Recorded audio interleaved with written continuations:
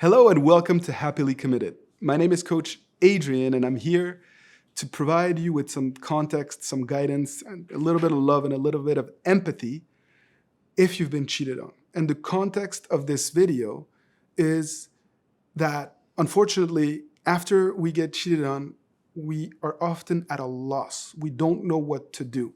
And so I wanted to do a video to provide clarity as to what happens after you are cheated on. Unfortunately, based on my experience, what I've seen in coaching sessions is that people enter in a state of shock and denial. And oftentimes you're going through such a wide range of emotions that you can almost feel crazy. And I wanted to do this video mainly to tell you that you are not crazy, that what is happening to you and all those range of emotions that you're experiencing is actually quite normal. And I empathize with you because in some ways, your heart is broken and you just are in a position that you perhaps never expected to be in.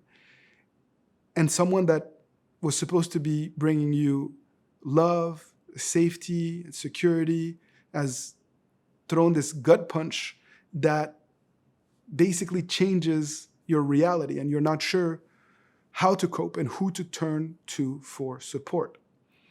Ultimately, when you are going through these different emotions, I urge you to be kind to yourself. Don't fall into this pattern of self-pity or self-rejection where you feel like it is all your fault and that you're responsible and that you're somehow not worthy or not good enough or that you were cheated on because you lack something. And unfortunately, in some cases, the party that is doing the cheating may make you feel that way because they're not mature enough and responsible enough to take accountability for what they have done. And so that may come in different forms. They may just deny the obvious, what is clear as day, and make you feel crazy or make you feel like you are in the wrong for accusing them of something that they clearly did. And if you're dealing with this type of dynamic, it is a big red flag. Even if you have strong feelings for this person, perhaps this is a sign that it's not the right individual for you. And perhaps this is a painful experience that you need to be able to open your eyes to the fact that you're not in a healthy relationship. Do not let them gaslight you. And if you're unsure, if you feel like you're really losing sense of what is real and what is not, what is right and what is wrong, then perhaps you need to take a step back and set healthy boundaries and surround yourself with people that can make you feel safe and not crazy and that are willing to listen to the emotions and to what you're going through. And ultimately, I urge you to be kind to yourself again, especially if you're dealing with this type of dynamic. In other situations, you may deal with someone who's genuinely apologetic, who owns up to their mistake, and who takes full accountability for what they've done. Now, that doesn't necessarily make it any easier, but at least you're not dealing with these types of situations where you're made to feel crazy and where you have to second guess your sanity. In cases like this, sometimes the relationship is broken beyond repair, because trust has been broken and you don't feel safe with that individual anymore, and you can choose to walk away on your own terms.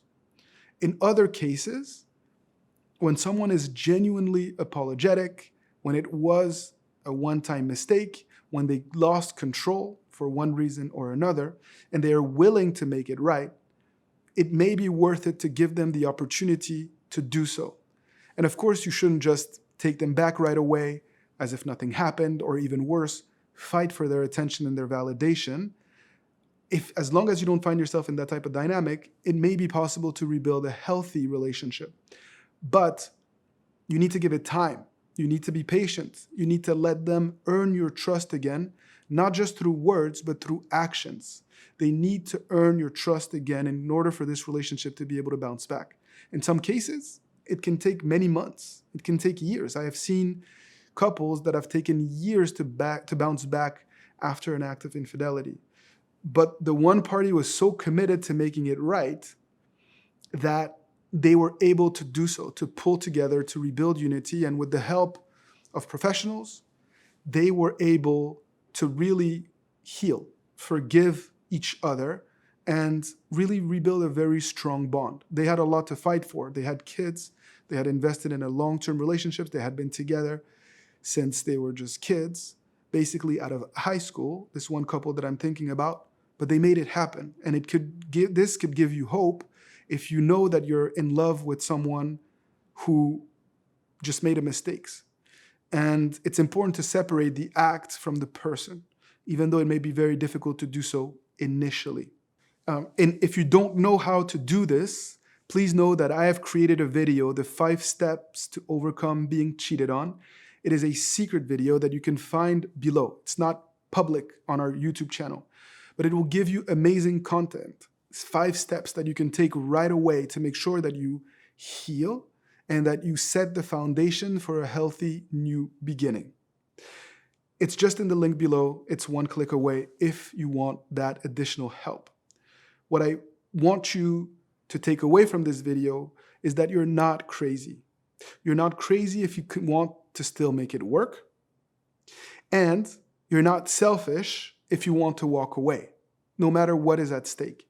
Ultimately, you need to give yourself time, and you need to give yourself a little bit of compassion and empathy here because you're dealing with a lot. It's not an easy situation to deal with. Ultimately, remember that good people can make mistakes and that it's also not okay to be in a toxic relationship. So take time to process what has happened. Seek to really understand what the intentions of this person that you're with really is. What do they truly want? And have they learned from this experience? And are they really putting in new habits to make sure that this will never happen again? If you do so, you will process what has happened to you in a healthy way, and you will rebuild and move forward in a healthy way. That's what I want for you. And that's why we're here at Happily Committed. We want to help you be in a happily committed relationship. And that's what all of our content is about. So please, if you've enjoyed this video, if you learned something from it, like it. And if you have any questions or comments, feel free to leave them in the comment section below. I'm with you. I am here for you. And I urge you to continue to fight the good fight. And see you soon on Happily Committed for another video.